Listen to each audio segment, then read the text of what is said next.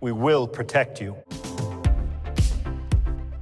Welcome back, ScreenCrush. I'm Ryan Airy, and this is all of the Easter eggs, references, and little things you might have missed in the first full trailer for Fantastic Four: First Steps. Guys, we have so much to break down. This trailer had all sorts of Easter eggs to the original comics from the 60s to the greater MCU, and, hey, call me crazy, I think we might have seen just a couple hints about Doctor Doom, Doomsday, and Avengers Secret Wars that I'm going to talk about later on in the video. Before we get rolling, I want to remind you guys that we are doing a one-night-only special encore presentation of the ScreenCrush live show at the Super Jersey Comics Expo on April 26th. I'm going to be there all weekend selling merch. You can meet me, Doug, face to face. It's going to be a lot of fun. Also, support our merch store by buying this John Carpenter's The Thing parody shirt. Links for that are below as well. So we start on this 1950s talk show, which is similar to the Ed Sullivan Show, except it's hosted by a guy named Ted Gilbert. Notice that back then in the 1960s, they didn't have teleprompters, but what they did have was the scroll that contained text that they would sort of roll along as the host spoke. Now, the Ted Gilbert Show, like I said, is an obvious stand-in for the Ed Sullivan Show. Ed Sullivan was a massively popular TV host, like one of the earliest TV hosts, and he had a variety show throughout the 50s and 60s. So many major acts first debuted on this show, like the Chipmunks, Elvis Presley, and of course the Beatles. Now, I should note that in the first trailer breakdown that we did, I screwed up. It ends with this shot of the Beatles with these arrows pointing at them, and I did not get that this was a clear visual reference to the first Fab Four, the Beatles, when they debuted on the Ed Sullivan Show. Now, this is important because the Beatles represented a major milestone in American pop culture. When they came on the scene, it changed music and fashion, everything. And the same is true of the Fantastic Four. Just like in the comics, this movie shows us that they are huge celebrities. And director Matt Shakman has already said that in this universe, the Fantastic Four are the only superheroes. So Ted Gilbert kind of runs us through the origin of the Fantastic Four. Now, famously, the Fantastic Four have already been adapted into at least, let's see, 4 films before this, right? And all of them featured some reinvention of the origin story. Kind of similar to the Tom Holland Spider-Man films, Marvel is assuming that we're already familiar with the basic premise of the origin, so this movie is not about that. We're going to see a Fantastic Four that are already established in this universe. Now, notice the footage is presented in 4:3 format and filmed on 16mm film. This is all part of the retro setting. What do you mean by retro setting? I thought superheroes weren't in the MCU till like Iron Man. Well, here's the thing, Doug. This takes place in a different universe. And in this universe, the Fantastic Four became superheroes in the 1960s. So Reed's genius and the patents that he invents create this kind of futuristic Jetsons-like alternate 1960s universe. Basically, it's what people in the 1960s thought the future was going to look like. We see that the 4 of them were astronauts sent on a mission. Now, this is very much unlike their usual origin story. In the original comics and the 2015 film, the Fantastic Four actually stole the rocket ship. Reed designed it, they were going to ground the project, but in the name of science, he thought they needed to take the ship into space. Specifically, back then, it was so they could beat the Russians into space. This is also a great explanation for why Johnny was on the rocket, because in the original comics, Johnny was a teenager and Sue's brother, so it never really made sense that they brought him along for the ride. I love the look of their original rocket. It's this kind of Flash Gordon Art Deco design with,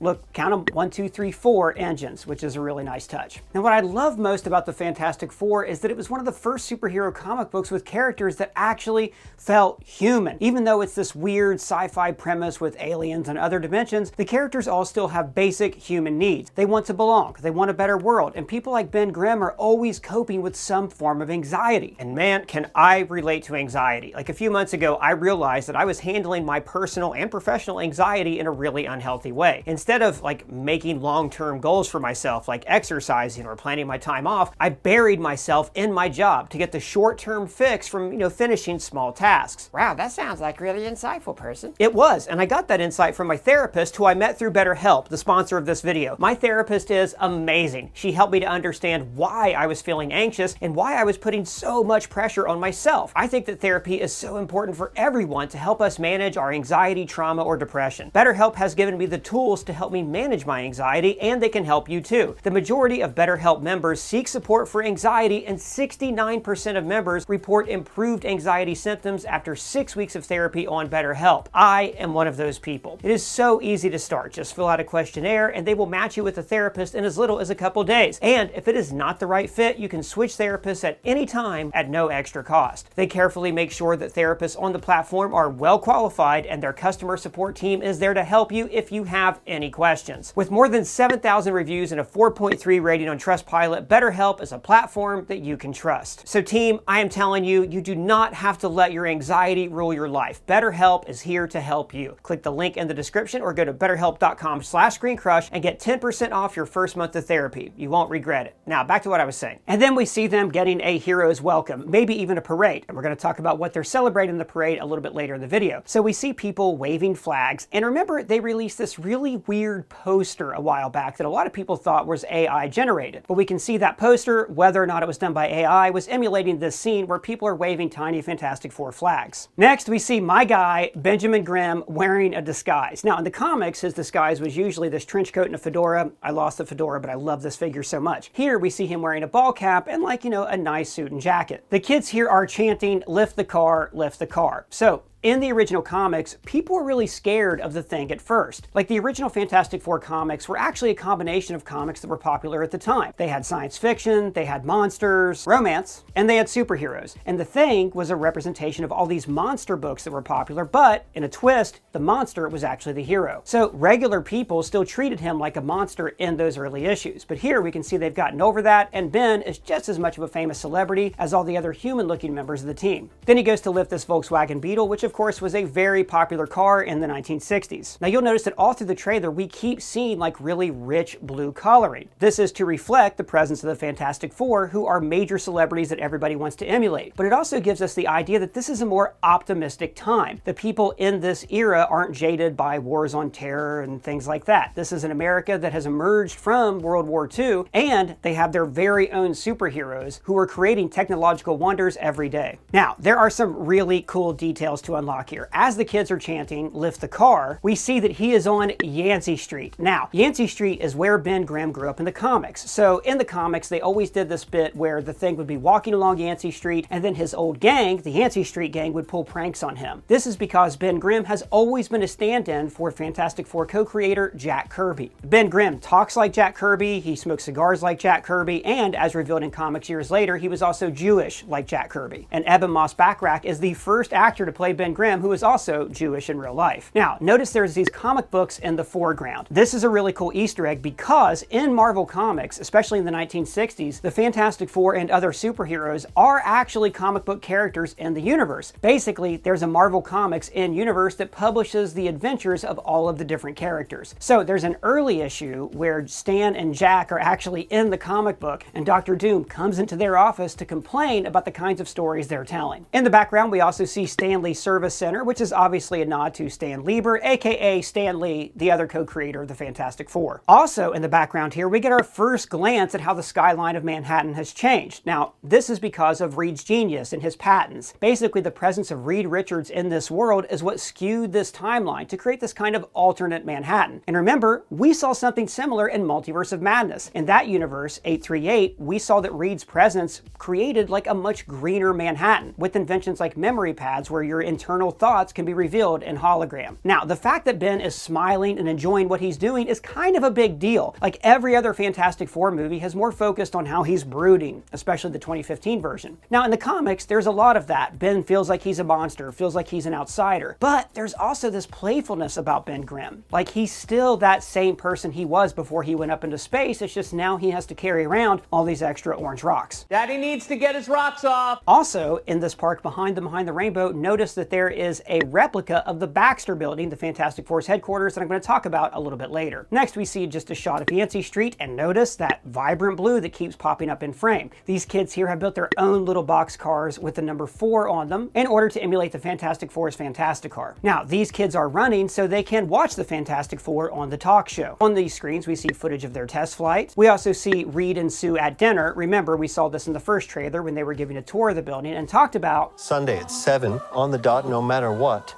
We're all here. And then in the corner, we see Herbie preparing a cocktail with this cocktail shaker. Wait, who's Herbie? So Herbie stands for Humanoid Experimental Robot B-Type Integrated Electronics, and he was an early staple of the FF in the comics, and frankly, I love his design here. Notice he has these reel-to-reel eyes, almost like Reed was able to cobble him together from parts that existed in the 1960s. See all that stuff in there?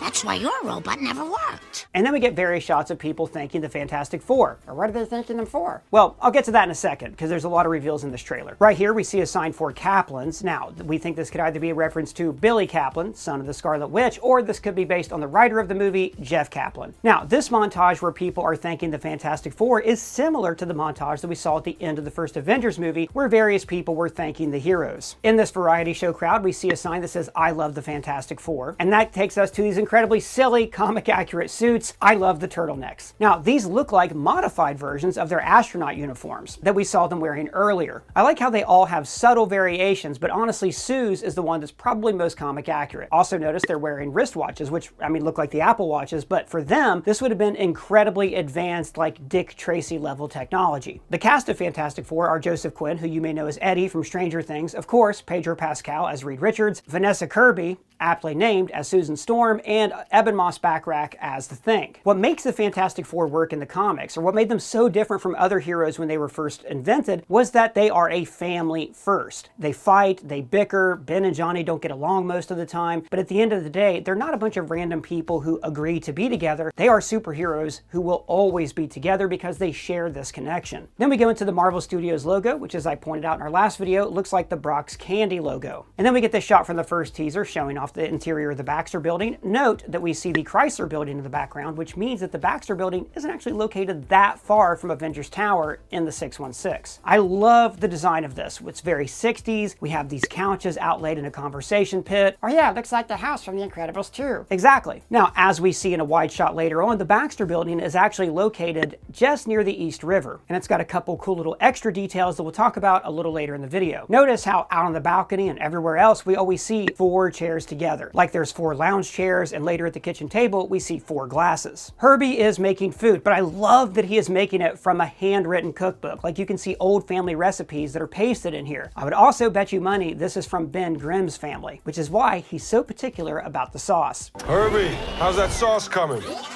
Yeah, I'll be the judge of that. This is also a really cool tongue-in-cheek Easter egg because Eben Moss-Backrack has won multiple Emmys for his role in the show The Bear, which shows what happens in back of house in a kitchen. Also, check out this incredible, massive circular fridge in the corner. Now, all through this trailer, the Thing is mostly wearing his full Fantastic Four costume, which he doesn't really do in the comics. He prefers to wear just trunks. But originally, he did wear the suit for a few issues. In fact, when Sue first designed the suit for him, she actually provided a helmet to hide his ugly visage from the rest of the world. Eventually, they phase that uniform out and he just goes shirtless all the time. Notice the clock on the wall here says it's about 6:30. So this is them preparing for their Sunday dinner at 7. This has been a really fun thing. In the first trailer, Reed pointed this out. On the dot no matter what. So every Sunday at 7, their social media accounts have been posting a reminder that it's dinner time. Also notice the circular lights on the ceiling. This is also a very 1960s design. In fact, we saw it in the TVA in the show Loki in the waiting area where he's first processed. Johnny grabs a box of Lucky Charms, and notice that the artwork on the back of the box is a real Jack Kirby pinup with the Human Torch on it.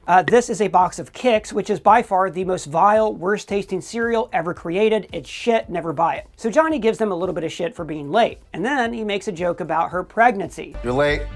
What do you mean? What do you mean, what do I mean? You're late for dinner. And it turns out that yes, Sue is pregnant. Now, this is a big deal from the comics. Like early on in the Fantastic Four, they had a child, Franklin Richards. Franklin ended up being probably the most powerful character in the Marvel Universe. He's essentially immortal. He can adjust reality on a whim, and at the end of the original Secret Wars comic books, he's the one who gives birth to the new multiverse. The whole family travels to different dimensions that Franklin creates. However, Franklin also has a sister named Valeria. Like her dad, she is a super genius basically from the age of 3. So this furthered the idea that they are a family, and this family expanded in later comics when they formed the Future Foundation. Now, the Future Foundation was basically Reed and Sue taking in these incredibly genius kids under their wing in a special school. And we see in this trailer that the Future Foundation exists in this universe, but it's more of a think tank that is run by Sue Storm. Now, in this scene, Johnny and Ben are wearing the classic Fantastic Four blue and white, but Sue is wearing red and black, which might be a nod to her time as Malice. What's that mean?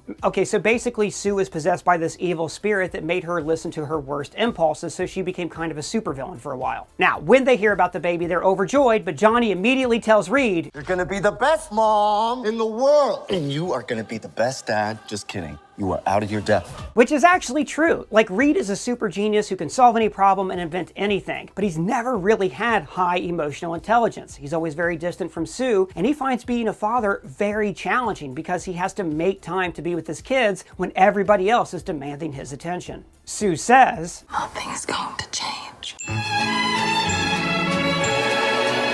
and then we start to see direct adaptations from the classic Galactus trilogy, Fantastic Four 48 through 50. So back then, it was very rare for comic books to tell extended stories, but Jack and Stan wanted to tell something epic for their 50th issue. So Jack Kirby came up with the Silver Surfer. Now, the gist of that original story is that the Watcher is trying to shield Earth from Galactus. So he creates this fire in the sky and all these stones in the sky, but they're illusions. This was all to deter the Silver Surfer from finding the planet, but of course he did. In the original comic book, the Silver Surfer was a scientist named Norrin Radd on a planet called Zenn-La. Now, Galactus is a planet eater who roams the universe, and when he showed up at Zenn-La, Norrin Radd offered his life in exchange for the lives of everyone who lived on his world. Galactus then imbued him with something called the Power Cosmic, created a silver board for him, and the Silver Surfer was born. Now, I think the version we're getting in the movie is exactly the same, except instead of it being Norrin Radd, it's his wife, Shah LaBall, who becomes the Silver Surfer, just like she does in an alternate universe in the comics. Now, the Surfer is played by Julia Garner, who is in the show Ozark, and she is amazing. I don't know shit about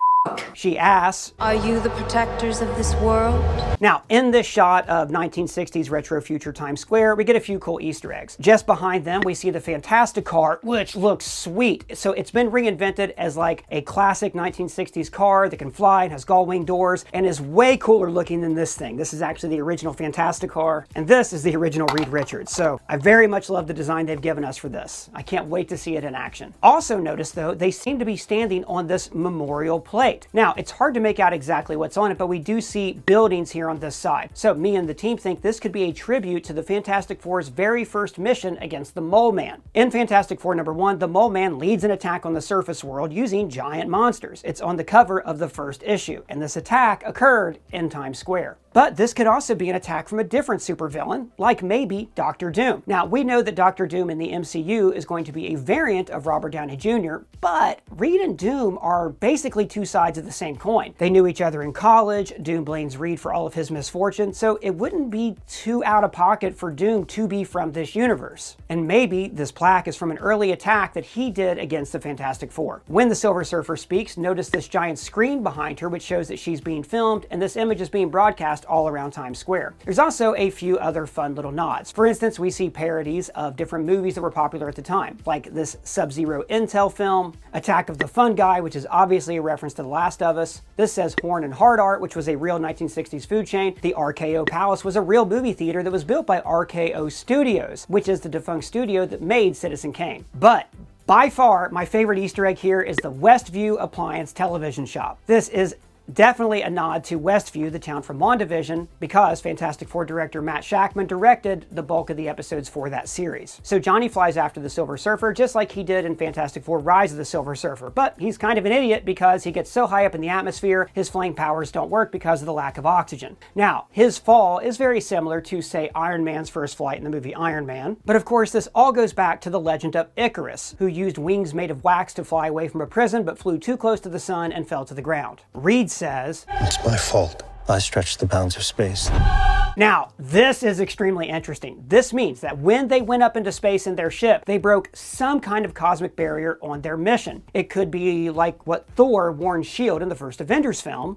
It is a signal to all the realms that the Earth is ready for a higher form of war. Or maybe they broke some kind of multiversal barrier. Now, we've theorized in the past on the channel that Galactus doesn't eat planets, he eats universes. So maybe Reed's mission had nothing to do with going into space, and they were just trying to break a multiversal barrier. This, of course, would tie into the multiverse saga, and we know that the Fantastic Four will appear in Avengers Doomsday. This could even be what brought them to the attention of Robert Downey Jr.'s Doom, who could be from another universe, but found this Earth after Reed broke through this barrier. And then we get various shots of things in the world going awry. We see people hiding underground, probably hiding from the Silver Surfer or Galactus. And we see the power going out all across New York City. And then a press conference. Notice the whole team are in their uniforms except for Sue, who is wearing a Future Foundation jacket. Now, it could be, given the time period, that because she's pregnant, they're not letting her go on these missions. But I got a feeling that she's not going to let that stand for long. Now, as they get ready to give a press conference, notice there is a model of the Baxter Building over to the left. Now, the Baxter Building is their classic headquarters from the comics, but notice there's also a rocket launch platform here that we see in the overall view of Manhattan just a little bit later in the trailer. In the original Jack Kirby design of the Baxter Building, there was actually a whole corner of the building that was devoted to their rocket so they could launch from New York into space. The reporter asks, Are we safe? because everybody is counting on the Fantastic Four to save them because there are no other superheroes. And you can tell from the looks on their faces, the Fantastic Four are scared. They've literally never seen a threat this big. So Reed says, I don't know. but the core of Reed Richards is he always believes there's an answer. He thinks that every single problem is solvable through logic and science. Now, on his incredibly sweet-ass blackboard, we see the drawing of a wormhole at the top. So, in the Jonathan Hickman run of the comics, Reed creates a multiversal bridge. This is how he discovers the Council of Reeds, which is a reinvention of the Council of Kangs that, of course, we saw at the end of Quantum Mania. So, when Reed meets the Council of Reeds, he finds out that they're all kind of evil assholes who have cut themselves off from their families. I think we'll see something similar here, where Reed invents this bridge so he can go find help from other realities to prevent Galactus from destroying their universe. I should also note that in the comics, Jonathan Hickman's Fantastic Four led straight into the Secret Wars run that they're adapting in the MCU. And look at these amazing computer monitors behind him. Again, these are very Jetsons. They're very much what people thought computers or televisions might look like in the future. And then we get what I think is the most interesting shot in the trailer. So this is the Fantastic Four's new rocket pulling up on a planet that is full on being destroyed. Now, I don't know. I've theorized in the past that the Fantastic Four might just flat out lose and their universe is ended, and then they have to travel the multiverse to try to find a way to restore their universe. This also looks a lot like the celestial emergence that we saw in the Eternals. So I think what's going to happen is the Silver Surfer shows up and the Fantastic Four are successful when they fight her off. But people think that the threat is ended, but then Galactus actually shows up and the Fantastic Four realize their powers are useless against him. So Reed might use his multiversal bridge or this ship to travel to other universes or planets and see what Galactus has done. And I think that's the shot that we're looking at in this trailer. And then there's this really interesting shot where Sue is looking down at the empty baby crib. She's thinking about the life that she's about to bring into this world. Will there be a world to bring this new life into? And notice there is a mobile of the solar system hanging above this crib. Now, Reed coming up looking down at the empty crib, but then looking at the planets is a very Reed Richards thing to do. Reed would probably be thinking in this moment that the solar system's not built to scale and he'd want to fix it. But this is also a really cool moment because, like I said earlier, Franklin Richards becomes an incredibly powerful character. He becomes more powerful than Galactus. And in various comics, he and Galactus have had this really interesting connection. In the Hickman run, he kind of became friends with Galactus and they watched the universe end together. In the Earth X comics, Franklin becomes Galactus, but there's always this connection between them. So it's fitting that the next shot we go to is the shadow of Galactus looming over the planet. In the background here, we of course see the Fantasticar, but on this side, we see Timely Comics. So Timely Comics was the original name of Marvel Comics in the 30s, 40s, and 50s until Fantastic Four issue 1 when it was changed to Marvel Comics. Now this could also be an homage to Victor Timely, of course, the variant of He Who Remains that we saw in Loki Season 2. But Victor Timely was named after Timely Comics. Timely is also the name of the western town that we saw in the Secret Wars spin-off comic 1872. And here we see another poster for Attack of the Fungi. Okay, now back to the car. Notice it even says Fantasticar right by the headlight. Behind them we see a giant monitor because this is part of Times Square. And just in front of that, I think this is the needle from the top of this building that we saw earlier. So after Galactus appears, he attacks Times Square and part of this rubble falls to the street. The Silver Surfer looks incredible as she rises up into the bows of Galactus' ship. Now, in this wide shot of Times Square, we get plenty of fun Easter eggs and parody shots of different movies that were popular at the time. For one thing, this 7-Up needle is the object that I think fell down in front of this monitor in that previous shot. We also see a movie here for the Lone Nomad, which is a parody of the Lone Ranger. Here we see an ad for hover grills, which again is showing how Reed Richards' inventions have affected the world. He's invented hover technology that have given us really stupid things like floating fire in our backyards. It's a grill.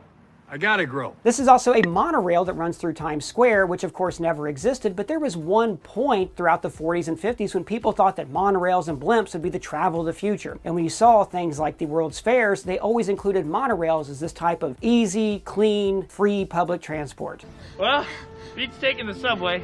Now this screen to the left says VJ with 4 orbs orbiting around it. And notice how they all kind of look like the Fantastic Four's different powers. I don't think this is related to the Fantastic Four, but I think that various brands are using them in order to market whatever they are selling. But my favorite little detail here are these tiny little Jetsons cards with the globes on top of them. A lot like the card that Homer Simpson designed in The Simpsons. This monstrosity cost $82,000. So again, it's all these little details of how Reed's inventions have made this world actually look like the Jetsons. Also, notice how the monorail is designed with these arches. It's not for any functional purpose other than it looks cool. It's almost like in this universe, Art Deco never died, it just evolved. They say, We will fight it together as a family. and like I said earlier, the Fantastic Four are known as Marvel's first family, and so I love that they're sticking with that dynamic first. Now, a really cool detail about this show is they seem to be actually using or emulating techniques from the 1960s to film it. As our editor Randolf Nombrado pointed out, we see this retro camera chromatic aberration on Reed's shirt, this little line here looking blue, for example. Then an absolute kick-ass shot of the Silver Surfer literally surfing through flame. And notice how we actually see the flecks from the fire on the lens. We saw this in a previous trailer where when Johnny flames on the balcony, we actually see dirt on the lens. It's an incredibly cool detail and a little bit of extra polish from the visual effects team. Then we get various shots of Ben pulling a ship into harbor with this giant chain, with the more futuristic skyline in the background. And then this little girl grabbing her Thing action figure we actually saw on this poster. A Thing action figure also shows us, again, that the Thing is popular in this world. People aren't afraid of him. But even the fact that it's a Thing action figure is important. Like in the original comics in the 60s, people were still afraid of Ben Grimm. But this little girl loves him so much that she's running into danger to get her Thing doll. This kid also reminds me of that dumb kid in Spider-Man. Remember him? Dumb ways to die. Now, it seems like all of this action with Galactus invading kicks off while they're filming the Ted Gilbert show, which again makes me think that the Silver Surfer showed up, they defeated the Silver Surfer, and then they were taking these victory laps, appearing on talk shows, doing a press tour, when the real threat, Galactus, shows up. The little girl looks up as Galactus's foot is about to bear down on her. And then the Thing runs through the pillars of this building. Now, I think he's crashing through these support columns because if you look closely, you'll see these windows are boarded up, almost like this building was already scheduled for demolition. Now, in this wide shot of Manhattan, notice the monorail also goes across the Brooklyn Bridge, but it hangs upside down. That is an incredibly cool design detail. And then we finally get to see Reed Richards using his powers, which always has the potential to look really silly, but here I think it looks pretty cool. Notice how he even has a 4 on the bottom of his shoe. Now, I think he's holding either an antenna or some invention that he's planning to use against Galactus. If you pay attention, on the left-hand side, this looks like Galactus's leg. And then we see Sue using her powers to create a force field. Now, Sue Storm is actually the strongest member of the Fantastic Four. Not only can she turn invisible and turn objects invisible, but she can create these force fields that she could use to strangle you or pop your head, or to float through the air so she or the team could fly. Notice though, this effect uses the spectrum of light to show her force fields, which makes sense because her powers are tied to the invisible spectrums of light. Now, this pose she's taking is similar to this cover of the Fantastic Four. Now, this was a landmark issue that I think might get addressed in this movie. In this issue, she appears on a talk show where she's confronted about using the name Invisible Girl instead of Invisible Woman. Then there's a threat that only she can face as this weird, incredibly powerful man storms around the city, and she finds out this is actually an aged version of her son Franklin. So this issue is pretty landmark. It's all about motherhood, and it reveals Franklin's powers that he's going to have in the future. I bring this up because a lot of people think that John Malkovich might be playing a future version of Franklin Richards who returns to this time. Reed promises the people, We will protect you.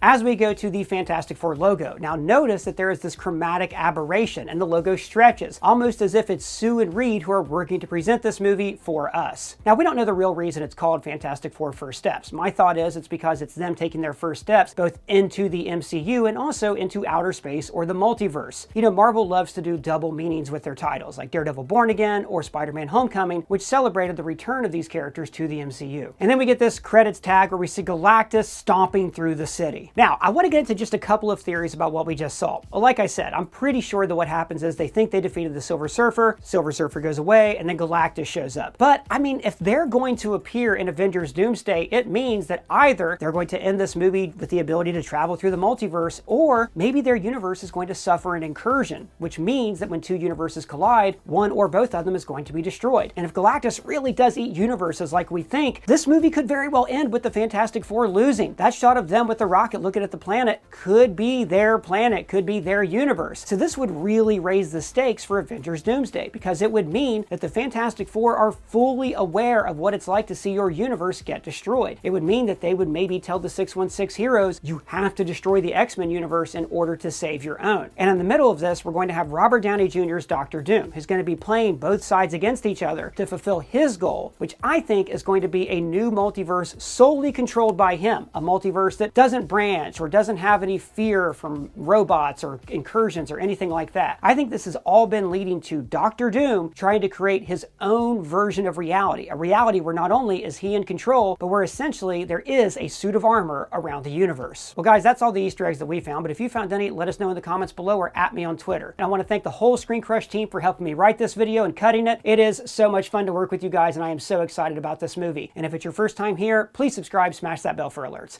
For ScreenCrush, I'm Ryan Airy.